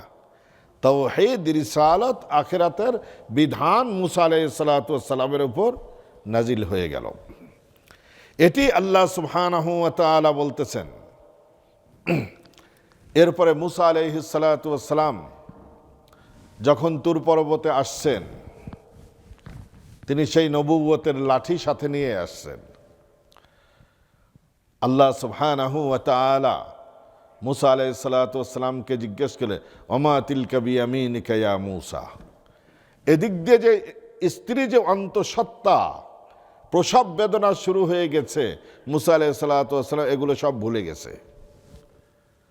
কারণ আল্লাহ সুবহানাহু ওয়া তাআলার সঙ্গে কথোপকথন হচ্ছে। আল্লাহর সঙ্গে কথোপকথন হয়েছে কিনা? ওয়াকাল্লামাল্লাহু মূসা তাকলিমা। মুসার সঙ্গে আল্লাহর ডাইরেক্ট কথা হয়েছে। তিলকার রাসূলু ফাদ্দালনা বা'দাহুম আলা বা'দিন। এই রাসূলগণ, এদের একজনকে আমি আরেকজনের উপর মর্যাদাশীল করেছি। মিনহুম মান কাল্লামাল্লাহ। তাদের মধ্য হতে কারো কারো সঙ্গে আমি আল্লাহ ডাইরেক্ট কথা বলেছি। সেটাই হলো মুসা আলাইহিস সালাতু ওয়াস সালাম। আল্লাহ সুবহানাহু ওয়া তাআলার সঙ্গে কথা বলার সৌভাগ্য তিনি অর্জন করেছেন। তাফসীরের কিতাবে আসছে, তাফসীরে বাহরে মুহিত রূহুল মাআনিতে আল্লামা আলুসি রহমাতুল্লাহ আলাইহি ওয়াহাব ইবনে মুনাব্বির রাওয়ায়েতে বর্ণনা করেছেন, মুসা আলাইহিস সালাতু ওয়াস সালাম যখন আল্লাহ সুবহানাহু ওয়া তাআলার সঙ্গে কথোপকথন করছিলেন, আগুনের ভিতর থেকে যে এই আওয়াজ আসছিল, আমরা যখন কথা বলি পিছন থেকে কথা বললে একদিক থেকেই কথা আসে, ও পিছন থেকে কে যেন ডাকছে। সামনের থেকে কেউ ডাকলে মনে হয় বোঝা যায় না যে সামনের থেকেই, ডানের থেকে কথা বললে ডানে। কিন্তু মুসা আলাইহিস সালাতু ওয়াস সালামের এটা মুজিজা ছিল যে মুসা আলাইহিস সালাতু ওয়াস সালাম এই আওয়াজটা চারিদিক থেকে সমভাবে শুনতেছিলেন। আর মানুষ কথা শোনে শুধু কান দিয়ে, কিন্তু মুসা আলাইহিস সালাতু ওয়াস সালামকে আল্লাহ সুবহানাহু ওয়া তাআলা এন্টায়ার বডির ভিতরে কানের যোগ্যতা দেওয়া হয়েছিল। যখন আল্লাহর সঙ্গে কথোপকথন হয়, বডির সমস্ত পার্টস দিয়ে একসাথে মুসা আলাইহিস সালাম আল্লাহ সুবহানাহু ওয়া তাআলার আওয়াজ শুনতে পাচ্ছিলেন। এটা ছিল তার হলো প্রথম মুজিজা। আল্লাহ সুবহানাহু ওয়া তাআলা বলতেছেন, ওমা তিলকা বিয়ামিনিকা ইয়া মূসা। হে মূসা, তোমার ডান হাতে এটা কি? ডান হাতে তো ছিল একটা লাঠি। দেখেন, উত্তরটা সংক্ষিপ্ত করলেই তিনি পারতেন, তিনি বললেই পারতেন যে এটা আমার লাঠি, তাহলে উত্তরটা যথেষ্ট হতো না? মুসা আলাইহিস সালাতু ওয়াস সালাম সেখানে কথাকে লম্বা করলেন। ক্বালা হিয়া আসাই। এটি হলো আমার একটি লাঠি। আতাওয়াক্কাউ আলাইহা। এই লাঠির উপর ভর দিয়ে আমি চলি। ওয়া আহুশ্শু বিহা আলা গনামি। আর এই লাঠি দিয়ে পাতা পেরে আমার ছাগলগুলাকে আমি খাওয়াই। দেখেন, লাঠি দিয়ে আগের বাঁশের কোটা দিয়ে আপনারা আম পারেন নাই, সাজনা পারেন নাই? সুবহানাল্লাহ। তাহলে রাখালরাও তো গাছের থেকে পাতা পারে এগুলো দিয়ে। ওয়া আহুশ্শু বিহা আলা গনামি। গাছের পাতা পেরে আমি ছাগলগুলাকে খাওয়াই। ওয়ালিয়া ফিহা মাআরিবু উখরা। আরো বহু কাজ হয় এই লাঠি দিয়ে। আল্লাহ জিজ্ঞেস করলেন একটা প্রশ্ন, মুসা আলাইহিস সালাম উত্তর কয়টা দিলেন? তাহলে আল্লাহর সামনে বাহ্যিক দৃষ্টিতে এটা একটু বেদবি বেদবি মনে হয় কিনা? যে আল্লাহ জিজ্ঞেস করলেন একটা, মুসা আলাইহিস সালাম বলতেই আছেন। কেন এই কথা বলেছেন? কারণ হলো সময়টা ছিল হলো প্রেমস্পদ সময়। আল্লাহ সুবহানাহু ওয়া তাআলার সঙ্গে কথোপকথন হচ্ছে। মুসা আলাইহিস সালাতু ওয়াস সালাম এই কথা যেন আমার মাওলার সঙ্গে, আমার রবের সঙ্গে কথার টাইমটা যেন লম্বা হয়, দীর্ঘায়িত হয়। আল্লাহর সঙ্গে কথোপকথনের যে মর্যাদা যেন আমি আরো বেশি অর্জন করতে পারি, বরকত যেন আমি বেশিক্ষণ অর্জন করতে পারি, এই জন্য ইচ্ছা করেই কথা লম্বা করেছেন। দেখেন, ফুলসজ্জার রাতে, আমি ক্ষমা চেয়ে নিচ্ছি মুরব্বীদের কাছ থেকে, মা বোনদের, ফুলসজ্জার রাতে সারা রাত দুইটা ঘুমায় না। কারণ হলো কি, আজকে হলো প্রেমময় অধ্যায়ের চূড়ান্ত রাত। সুতরাং এখানে দেখবেন যে দুইজনের যে ইতিহাস বলা শুরু করছে, আর থামাথামি নাই, দাড়ি কমা নাই। তাহলে দুনিয়ার মানুষের মাঝে যদি এরকম হতে পারে, তাহলে আল্লাহ সুবহানাহু ওয়া তাআলার নবী আর আল্লাহ কথা বলছে, সেখানে অবস্থা কেমন হবে। আবার খুব বড় লম্বাও যেন না হয়ে যায়, সেই জন্য শেষ দিয়ে বললেন কি ওয়ালিয়া ফিহা মাআরিব উখরা, আরো অনেক কাজ হয় এই লাঠি দিয়ে। সুবহানাল্লাহ। এরপরে আল্লাহ সুবহানাহু ওয়া তাআলা মুসা আলাইহিস সালাতু ওয়াস সালামকে বললেন, ক্বাল আলকিহা ইয়া মুসা, হে মুসা তোমার লাঠিটা ছেড়ে দাও। ফাআলকাহা ফাইযা হিয়া হাইয়াতুন তাসআ, সারার সাথে সাথে এটা অজগরে পরিণত হয়ে গেল, সাপে পরিণত হয়ে। এটা কিন্তু সব কিছু তুর পর্বতের উপরে দোয়া নামক উপত্যকায় ঘটনা ঘটছে। এটি হলো এক সাপে পরিণত হয়ে দৌড়াতে শুরু করে দিয়েছে। তো আল্লাহ সুবহানাহু ওয়া তাআলা মুসা আলাইহিস সালাতু ওয়াস সালামকে কেন কোশ্চেন করেছেন, ওমা তিলকা বিয়ামিনিকা ইয়া মুসা, হে মুসা তোমার হাতে এটা কি? মুসা আলাইহিস সালাম বললেন, ক্বালা হিয়া আসায়, এটা আমার লাঠি। দেখেন আল্লাহ সুবহানাহু ওয়া তাআলা মুসাকে মানসিকভাবে প্রস্তুত করছেন যে মুসা এই লাঠি দিয়ে সামনে কিছু একটা ঘটতে যাচ্ছে। যদি হঠাৎ করে না বলে, আল্লাহ জিজ্ঞেস না করে যদি এটা অজগরে পরিণত করতেন, তাহলে অন্ধকার রাতে মুসা মনে করতো হায় রে হায়, আমি তো এত লাঠি ভেবে তো অজগর সাপ ধরে নিয়ে আসছি। সেই জন্য আগেই নিশ্চিত করলেন, মুসা তোমার হাতে এটা কি, তুমি ভালো করে দেখো। মুসা আলাইহিস সালাম লেড়ে টেড়ে দেখে বলতেছেন, না এটা তো লাঠি। তাহলে তিনি নিশ্চিত হয়ে গেছেন যে এটা লাঠি। এইবার আর অতটা ভয় আসবে না মুসা আলাইহিস সালামের, যে সাপ ধরে নিয়ে আসছে এরকম কোনো ধারণা করার কোনো আশঙ্কা সেখানে থাকবে না।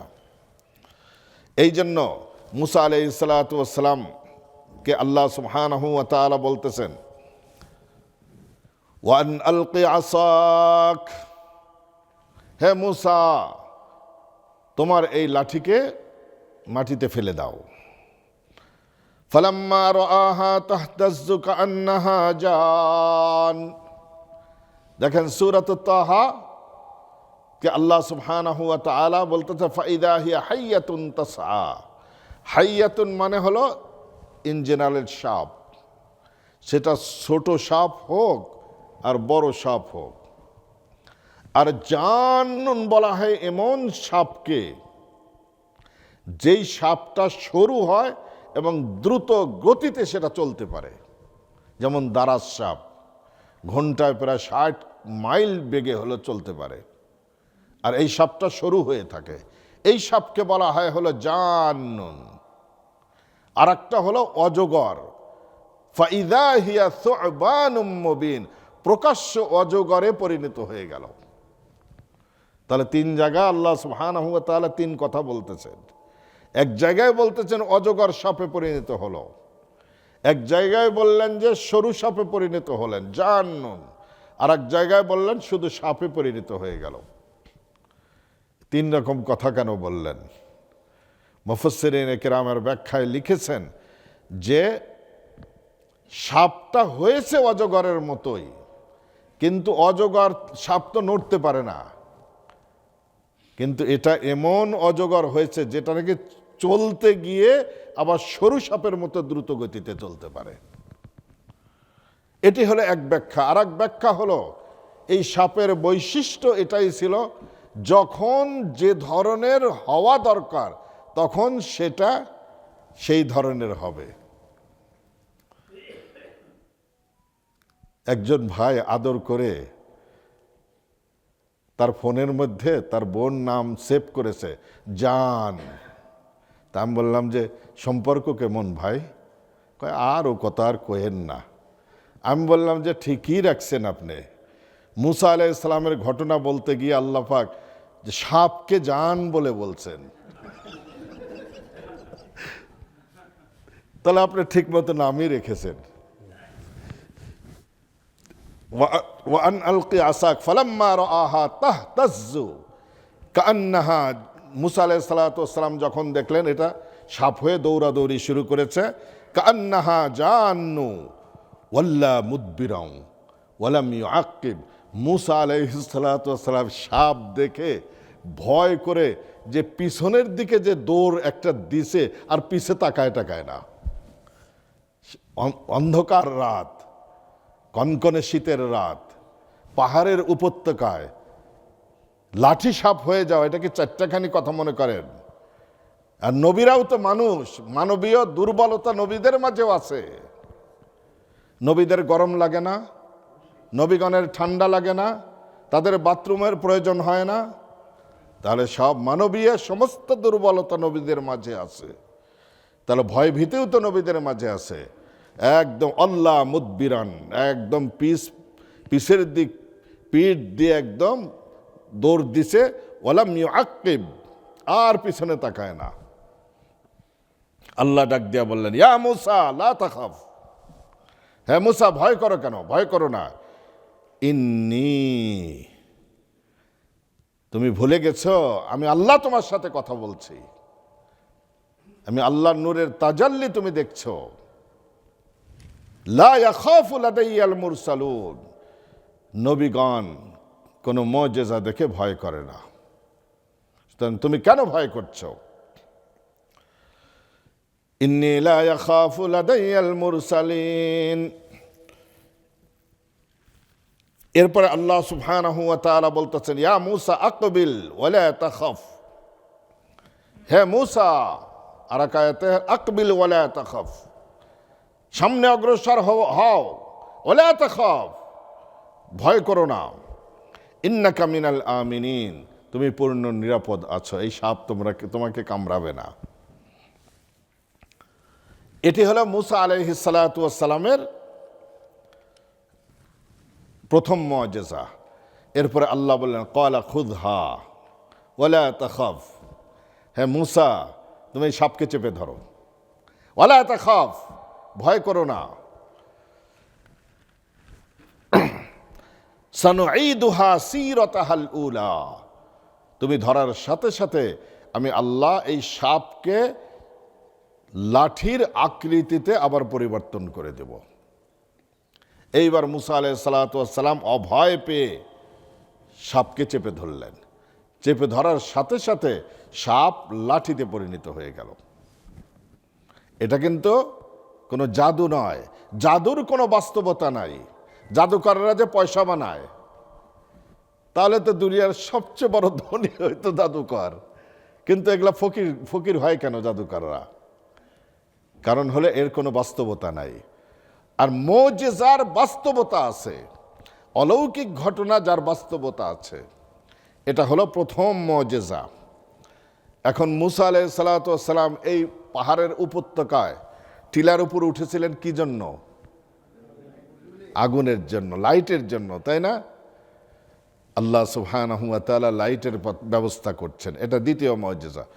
ওয়াদমুম ইয়াদাকা ইলা জানাহিক, তোমার হাতটি তোমার বগলের নিচে রাখো। তাখরুজ বাইদা, এই হাতটি উজ্জ্বল লাইটে পরিণত হয়ে আসবে।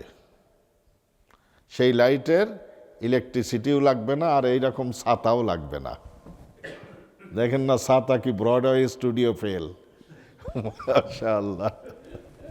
তাখরুজ বাইদা, এখন মনে করতে পারে কেউ হাত যখন নাকি তাফসীরের কিতাবে আসছে মুসা আলাইহিস সালাতু ওয়াস সালাম যখন বগলের নিচে হাত দিতেন, হাত উজ্জ্বল যে হয়ে গেছে, 3 মাইল পর্যন্ত একটা খড়কুটা না একটা সুচ পড়লেও সেই সুচ দেখা যেত।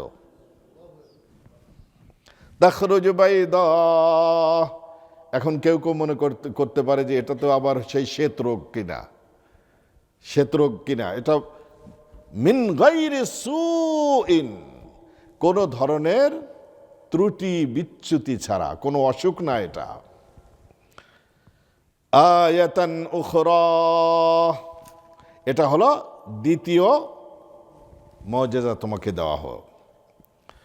ওয়াদমুম ইলাইকা জানাহাকা উসলুক ইয়াদাকা ফি জাইবিকা তাখরুজু বাইদা মিন গায়রি সু।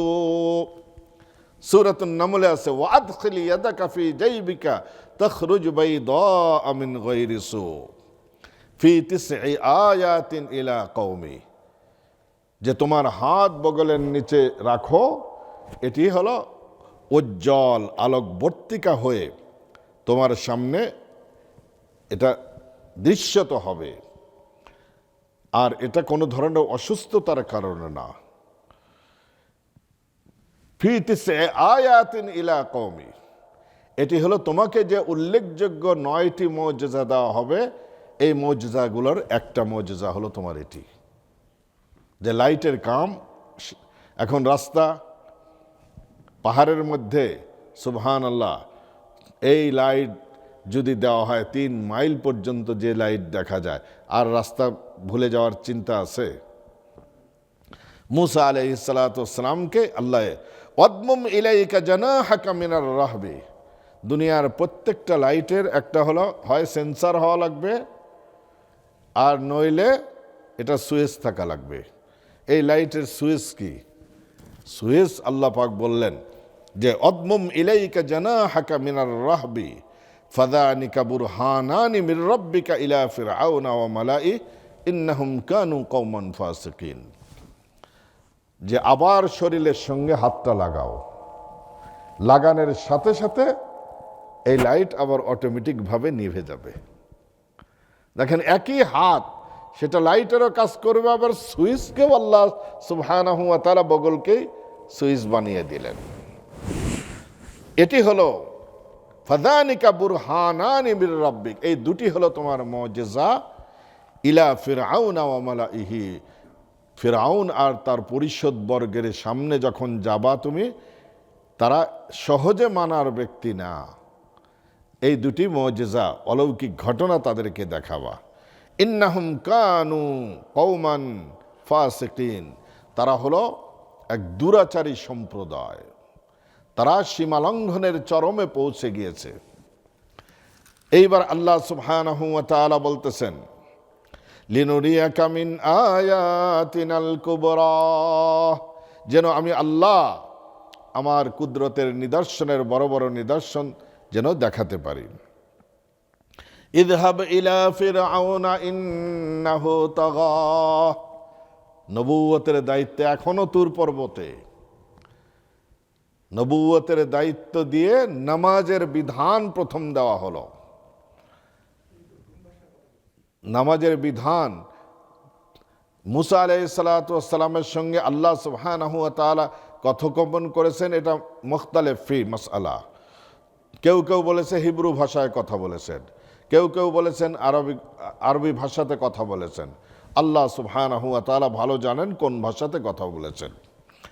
তো এরপরে আল্লাহ সুবহানাহু ওয়া তাআলা এই গুরু দায়িত্ব আদায় করার জন্যই নির্দেশ দিলেন, ইযহাব ইলা ফিরআউন, তুমি ফিরআউনের কাছে যাও, ইন্নাহু তাগা, সে সীমালঙ্ঘনের চরমে পৌঁছে গিয়েছে, দৌরাত্মের চরমে পৌঁছে গিয়েছে, তুমি তার কাছে দাওয়াতের মিশন নিয়ে যাও।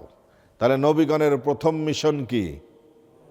মানুষের কাছে দাওয়াত পৌঁছে দেওয়া।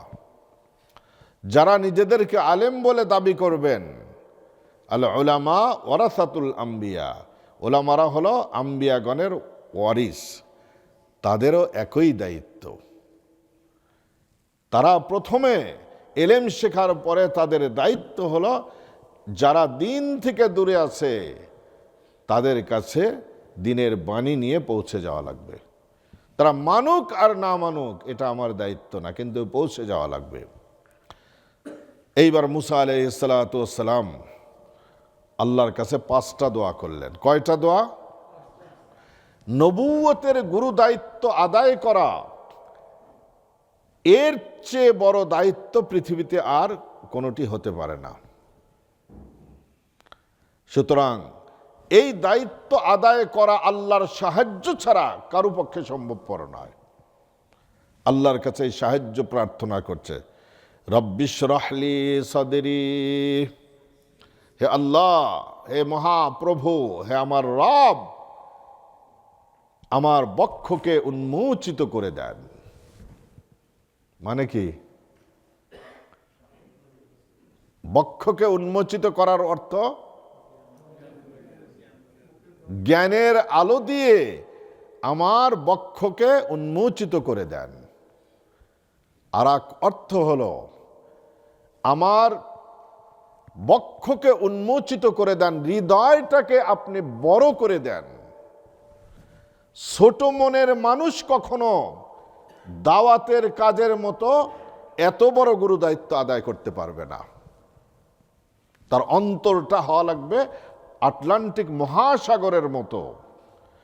নবী আলাইহিসসালাতু ওয়াসসালামকে গারে হেরাতে নবুয়তের আগেই তাকে গারে হেরাতে নিয়ে ট্রেনিং দেওয়া হয়েছে। পাহাড় যেমন বড়, এই আকাশ যেমন বড়, এই দিগন্ত যেমন, এর কোনো কুল কিনারা নাই। হে নবী, আপনার অন্তরকেও এভাবে বড় করা লাগবে, নইলে আশু ভবিষ্যতে আপনাকে যে দায়িত্ব দিব সে দায়িত্ব আপনি আদায় করতে পারবেন না। অন্তর বড় হওয়া লাগবে। অন্তর বড় যদি না হয় আপনি দাওয়াতের মিশন সাকসেসফুল করতে পারবেন না। কোন সংকীর্ণ মনের মানুষকে আল্লাহ পাক নবুয়ত দেন নাই। নবীদের অন্তর হলো আকাশের চেয়ে হলো বড়। নবী আলাইহিসসালাতু ওয়াসসালামকে ওখানে নেওয়ার, ট্রেনিং দেওয়ার এটাই উদ্দেশ্য। মুসা আলাইহিসসালাতু ওয়াসসালামকে কেন রাস্তা ভুলিয়ে সেই তুর পর্বতে নেওয়া হলো?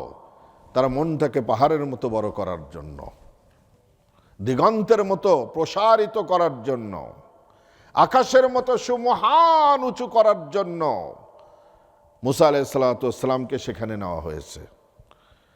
সেই জন্য দিনের যে কোনো কার্য যদি কেউ করতে চান, সর্বপ্রথম আপনার মনটাকে বড় করা লাগবে। জাতি ধর্ম নির্বিশেষে প্রত্যেককে আপন করার যোগ্যতা থাকা লাগবে। এই যোগ্যতা যদি না থাকে, সংকীর্ণ মাইন্ড যদি থাকে, আপনার দ্বারা দিনের 2 পয়সার উপকার তো হবে না, আরো দিনের 12টা বাজবে। এই জন্য নবী আলাইহিসসালাতু ওয়াসসালামকে বিশ্ব মানব কেন বানানো হয়? বিশ্ব মানবতার মুক্তির দূত বানানো হয়েছে। নবী আলাইহিসসালাতু ওয়াসসালামের জেনারেসিটিকে সকালের মলয় হাওয়ার চেয়ে প্রখর বলা হয়েছে। নবী আলাইহিসসালাতু ওয়াসসালামের হৃদয় এত বড় ছিল। সেই জন্য দিনের ছোট কাজ হোক বড় কাজ হোক, সর্বপ্রথম মাইন্ডটাকে ওপেন করা লাগবে। এখানে দেখা যাবে না আমার আত্মীয় স্বজন, আমার দেশের মানুষ আমার ভাষাতে কথা বলে কিনা, এগুলো দেখা যাবে না। সমস্ত মানুষকে আপন করে নেওয়ার যোগ্যতা অর্জন করা লাগবে। যদি এই যোগ্যতা না থাকে, দিনের কাজ করার নামে আমি দিনের ধ্বংস করব, ক্ষতি বেশি আমার দ্বারা হবে। আখলাক সুন্দর হওয়া লাগবে দিনের কাজের জন্য। সমস্ত ইসলামের বিধিবিধানের মৌলিক জিনিস হলো আখলাক তৈরি করা। ইন্নামা বুইসতু লিউতাম্মিমা মাকারিমাল আখলাক। আমাকে একটি মিশন নিয়ে এই দুনিয়ায় পাঠানো হয়েছে, সেটি হলো মাকারিমে আখলাক, উত্তম চরিত্রের অধিকারী বানানোর জন্য আমাকে এই মিশন দিয়ে পাঠানো হয়েছে। চোরকে চুরি ছাড়িয়ে মানুষ বানানোর জন্য, ডাকাতকে ডাকাতির থেকে তুলে এনে মানুষ বানানোর জন্য, মদারুকে মদ ছাড়িয়ে মানুষ বানানোর জন্য, খুনিকে খুনের নেশা ছাড়িয়ে তাকে মানুষ বানানোর জন্য এই মিশন নিয়ে আমাকে পাঠানো হয়েছে। আকমালুল মুমিনিনা ঈমানান আহসানুহুম খুলুকান। ওই ব্যক্তির ঈমান হলো সবচেয়ে মজবুত ঈমান যার আখলাক হলো সুন্দর। আনা যাঈমুম বিবাইতিন ফি আ'লাল জান্নাতি লিমান হাসানা খুলুকাহু, আমি নবী ওই ব্যক্তির জন্য জান্নাতের উচ্চ স্তরের গ্রান্টার হয়ে গেলাম যেই ব্যক্তি তার আখলাককে সুন্দর করতে পারবে। একজন প্রতিবেশী মহিলা নবী আলাইহিস সালাতু ওয়াস সালামের কাছে কমপ্লেইন করলেন দুই প্রতিবেশী সম্পর্কে। বলতেছেন যে একজন মাশাআল্লাহ সারা রাত নফল নামাজ পড়ে, সারা বৎসরই রোজা রাখে, দান খয়রাতের তো হিসাবই নাই, কিন্তু মানুষের তো নেগেটিভ কিছু দিক, ব্যবহারটা ভালো না, কর্কশ মেজাজ, মানুষের সাথে ভালো ব্যবহার করে না। নবী আলাইহিস সালাতু ওয়াস সালাম বললেন, তোমার স্টেটমেন্ট যদি ট্রু হয়ে থাকে, সত্য হয়ে থাকে, আমি নবী ঘোষণা দিলাম তোমার এই প্রতিবেশী জাহান্নামী হবে, এর ইবাদত বন্দেগী কোনো কাজে আসবে না। আরেকজন তিনি অত বেশি ইবাদত বন্দেগী করেন না, নফল ইবাদত অত বেশি পড়েন না, নফল রোজাও অত বেশি রাখেন না, দান খয়রাতও অত বেশি করেন না, কিন্তু মাশাআল্লাহ তার ব্যবহার এত চমৎকার, তার ভাষা এত মাধুর্যপূর্ণ, মাশাআল্লাহ এত সুইট যে প্রতিবেশীরা প্রত্যেকেই তার উপর খুশি।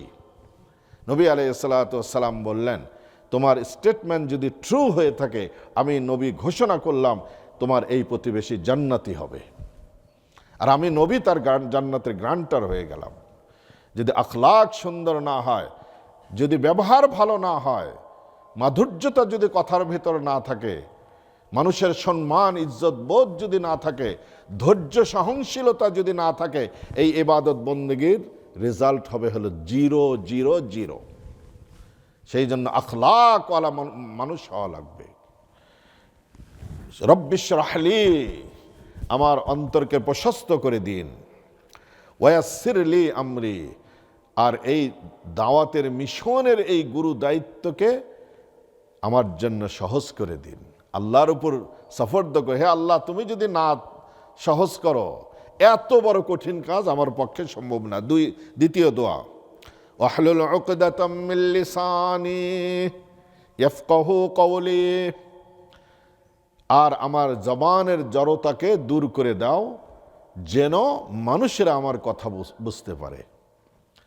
মুসা আলাইহিস সালাতু ওয়াস সালামের জিহ্বা পুরে তোতলা হয়ে গিয়েছিল, কি কারণে মনে আছে তো? আগুন করেছিলেন।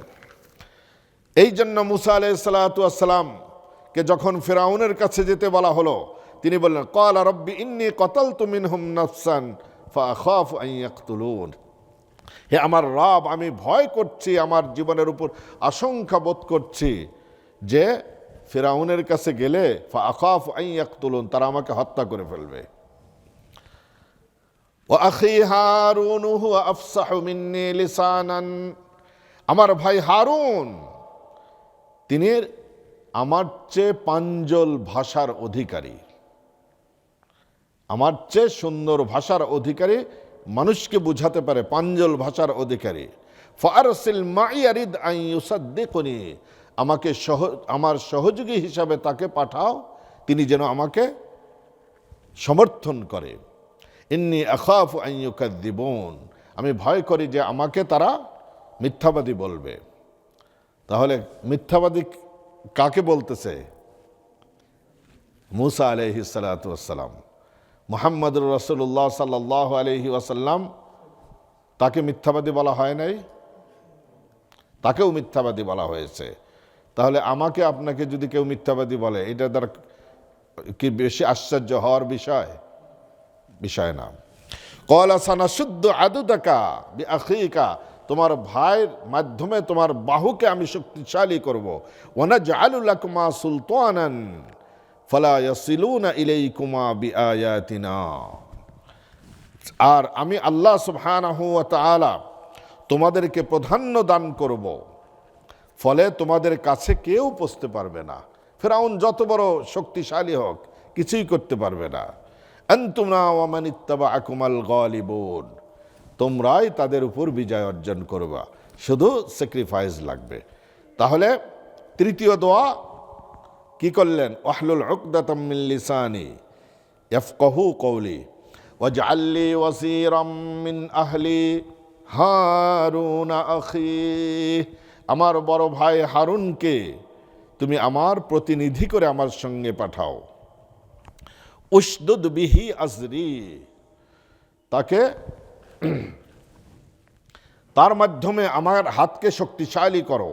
ও আশরিক হুফি আমরি, যেন আমরা আর তাকে আমার কাজের অংশীদার করো। কাই নুসাব্বিহাকা কাসীরান ওয়া নাযকুরাকা কাসীরা, যেন তোমার তাসবিহ আমরা বেশি বেশি করে পাঠ করতে পারি, তোমার জিকির যেন বেশি বেশি করে করতে পারে। ইন্নাকা কুনতা বিনা বাসীরা, তুমি তো সব কিছুই অবলোকন করো। এই 5টি দোয়া মুসা আলাইহিস সালাতু ওয়াস সালাম যাওয়ার আগে করলেন, ফিরআউনের কাছে যাওয়ার আগে এই 5টা দোয়া করলেন। 1 নম্বর হলো রব্বিশ রাহলি সদরি, হে আল্লাহ আমার বক্ষকে উন্মোচিত করে দাও। তারপরে 2 নম্বর ওয়ায়াসসিরলি আমরি, এ কাজকে সহজ করে দাও। এই জন্য আপনারা যে কোনো কঠিন কাজ করতে যান, সহজ কাজ করতে যান, আল্লাহ যদি সহজ কাজকে সহজ করে না দেন কেউ দুনিয়ায় করতে পারবে না। আল্লাহ যদি কঠিন কাজকে তিনি সহজ করতে পারেন, আবার সহজ কাজকে তিনি কঠিন বানা দিতে পারেন। এটা আল্লাহ পারেন কিনা? এই জন্য আল্লাহর কাছে বলা ওয়ায়াসসিরলি আমরি, আমার কাজকে সহজ করে দাও। 3 নম্বর হলো ওয়াহলুল উকদাতাম মিন লিসানি, আর আমার জবানের জড়তাকে দূর করে দাও। ইয়াফকাহু কওলি, যিনি আমার কথাকে বুঝতে পারেন মানুষেরা। ওয়াজআললি ওয়াজিরাম মিন আহলি হারুন আখি, আমার ভাই হারুনকে আমার সঙ্গে প্রতিনিধি করে দাও। উশদুদ বিহি আজরি ও আশরিক হুফি আমরি কাই নুসাব্বিহাকা কাসীরা, যেন আমরা বেশি বেশি করে তাসবিহ পাঠ করতে পারি। এই দোয়া করার করে মুসা আলাইহিস সালাতু ওয়াস সালাম কি করলেন? তুর পর্বত থেকে আসলেন। দেখেন এই দোয়া করেছেন তিনি তুর পর্বতে। সেখান থেকে কায়রো শহর দূরত্ব হলো 650 কিলোমিটার। তোয়ার থেকে, তোয়া নামক উপত্যকা থেকে 650 কিলোমিটার কায়রো শহর। কায়রো শহর থেকে আবার ফিরাউনদের বসতবাড়ি লক্সর হলো 750 কিলোমিটার। এই অলমোস্ট 1400 কিলোমিটার। হারুন আলাইহিস সালাতু ওয়াস সালাম এখনো মিশরেই আছেন। ভাই দোয়া করতেছেন কোথায়? তুর পর্বতে। আল্লাহ সুবহানাহু ওয়া তাআলা দোয়াকে কবুল করে হারুন আলাইহিস সালাতু ওয়াস সালামকেও নবী বানিয়ে দিলেন। নবী বানিয়ে দিলেন। হারুন আলাইহিস সালাতু ওয়াস সালামকে যখন নবী বানানো হলো, হারুন আলাইহিস সালাতু ওয়াস সালামকেও আল্লাহ ওহীর মাধ্যমে জানিয়ে দিলেন সব ঘটনা, যে তোমার ভাই দোয়া করছে, দোয়া করেছে, এই জন্য আমি তোমাকে নবী বানিয়ে দিলাম। তাহলে ভাইয়ের জন্য যদি ভাই দোয়া করে নবুয়ত পর্যন্ত এনে দিতে পারেন, আপনার সন্তানের জন্য দোয়া করে আপনার সন্তানকে আপনি হাফেজ বানিয়ে দিতে পারবেন না? আলেম বানিয়ে দিতে পারবেন না? দিনদার বানিয়ে দিতে পারবেন না? নাকি তাবিজের জন্য হুজুরের পিছনে ঘুরবেন? হুজুর ছেলে মেয়ে কথা শোনে না, একটা তাবিজ একটা ফুটু দিয়ে দেন। কিয়ামত পর্যন্ত যদি গলার থেকে পা পর্যন্ত তাবিজ দেয়, মৃত্যু পর্যন্ত, এই ছেলে ভালো হবে? কয়দিন সেজদায় পরে সন্তানের জন্য কান্নাকাটি করেছেন, কয়দিন চোখের পানি ফেলেছেন। ইমাম আহমদ ইবনে হাম্বলের মার মতো কতটুকু স্যাক্রিফাইস করেছেন। ইমাম আহমদ ইবনে হাম্বল এতিম ছিলেন। কনকনা শীতের ভিতরে 4-5 কিলোমিটার দূরে জামে মসজিদ ছিল। ইমাম আহমদ ইবনে হাম্বল মা এই শিশু আহমদ ইবনে হাম্বলকে উঠিয়ে ওযু করিয়ে কাপড় দিয়ে পেঁচিয়ে কোলের মধ্যে করে নিয়ে ফজরের নামাজের জামাতে উপস্থিত করতেন। ফজরের নামাজের পরে সেখানে জামে মসজিদের বড় বড় মুহাদ্দিসরা ছিল, সেই মুহাদ্দিসদের কাছে হলো হাদিস পড়াতেন। আবার সেই ছেলেকে আবার হাদিস শেষ করার পরে কোলে করে নিয়ে আসতেন, গাড়িতে করে নিয়ে আসতেন। আর আমরা রোডের ওই পার বাড়ি। কয় হুজুর বাচ্চাকে জিজ্ঞেস করা, বাচ্চাকে মসজিদে দেন না। কয় হুজুর জানেন না এখন হলো উইন্টার, ওয়েদার কত খারাপ, সুবহানাল্লাহ, উইন্টার গুনতে থাকেন।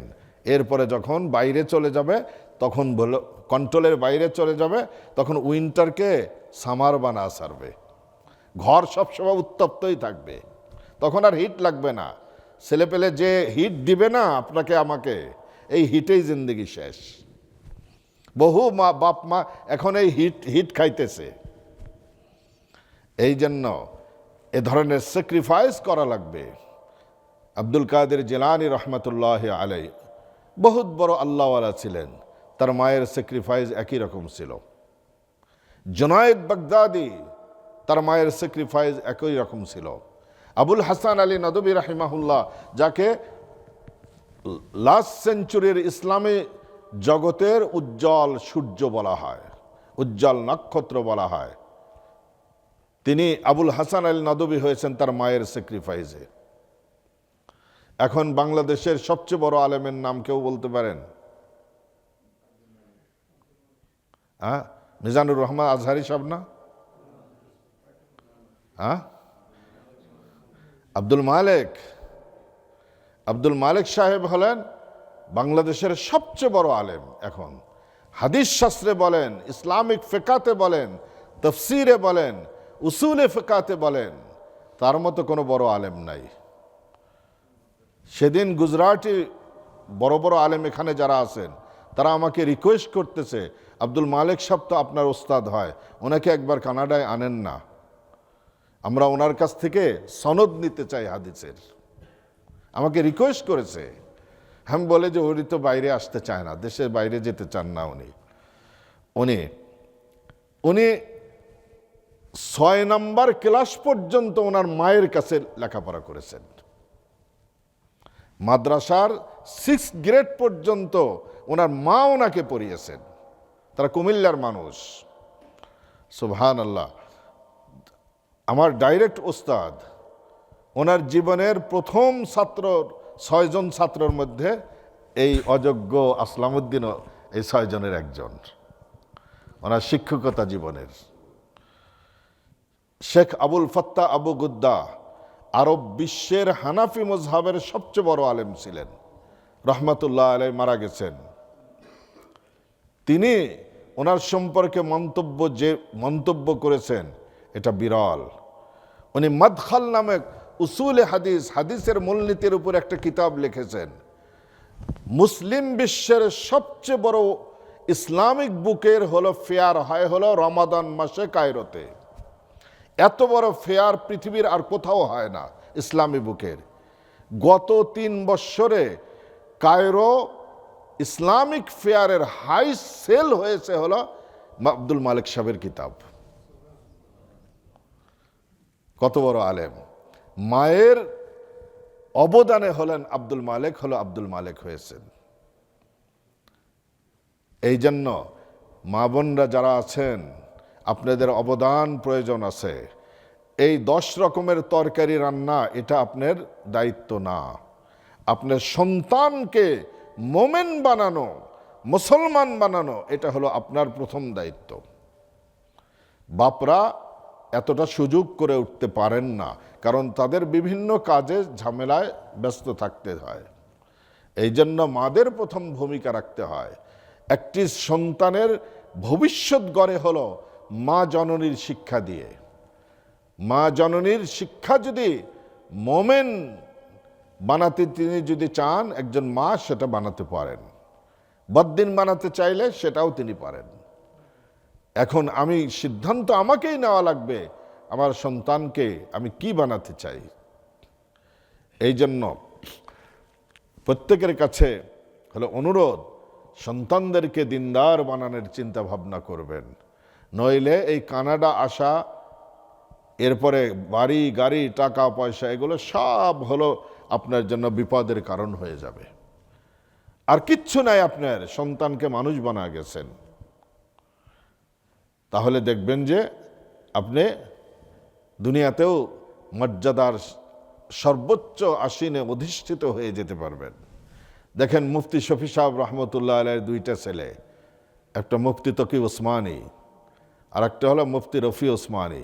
দুনিয়ার এমন কোনো আলেম নাই যে এই দুইজনকে চেনে না, দুই ভাইকে। মুফতি তকি ওসমানী দামাত বারাকাতুহুম এত উঁচু পর্যায়ে পৌঁছে গেছেন, দেখেন তিনি কিন্তু পাকিস্তানের শরিয়া কোর্টের হলো চিফ জাস্টিস ছিলেন। মুসলিম শরীফের একটা শরা অর্থাৎ হলো কমেন্টারি লিখেছেন ফাতহুল মুলহিম। মসজিদে নববীর সেকেন্ড ফ্লোরে লাইব্রেরিতে দুনিয়ার সমস্ত কিতাবগুলার যেগুলো রেফারেন্স গ্রন্থ সেখানে রাখা আছে মসজিদে নববীতে। এর মধ্যে হাদিসের শেলফের ভিতরে তকি ওসমানী সাহেবের এই কিতাবও রাখা আছে রেফারেন্স গ্রন্থ হিসাবে। তিনি যখন নাকি উজবেকিস্তানে গেছেন, ইমাম বুখারী মুসলিম রাহিমাহুল্লাহ ওনাদের সেই স্মৃতিময় জায়গাগুলো দেখতে গেছেন, মাওলানা তকি ওসমানীকে যে রাজকীয় সম্বর্ধনা দিচ্ছে তারা, এটা হলো দুনিয়ার ইতিহাসে বিরল। দেখেন দুনিয়াতে রাজকীয় সংবর্ধনা দেয়। সুতরাং এগুলো কিসের দ্বারা হয়েছে? মুফতি শফি সাহেব রহমতুল্লাহ আলাইহির হলো শ্রমে। তিনি এভাবে সন্তানদেরকে গড়ে গেছেন। আজকে দেখেন অমর হয়ে পৃথিবীতে তারা বেঁচে থাকবেন। সন্তানকে এ ধরনের মানুষ বানিয়ে যান, অমর হয়ে দুনিয়াতে বেঁচে থাকবেন, আর কবরে বসে বসে সৎকায়, কবরে আরামে ঘুমিয়ে ঘুমিয়ে সৎকায় জারিয়ার সোয়াব পেতে থাকবেন।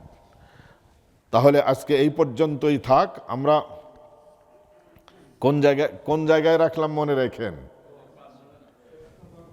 মুসা আলাইহিসসালামকে আল্লাহ যখন নির্দেশ দিলেন ফেরাউনের কাছে যাওয়ার জন্য, মুসা আলাইহিসসালাম আল্লাহর কাছে দোয়া করলেন।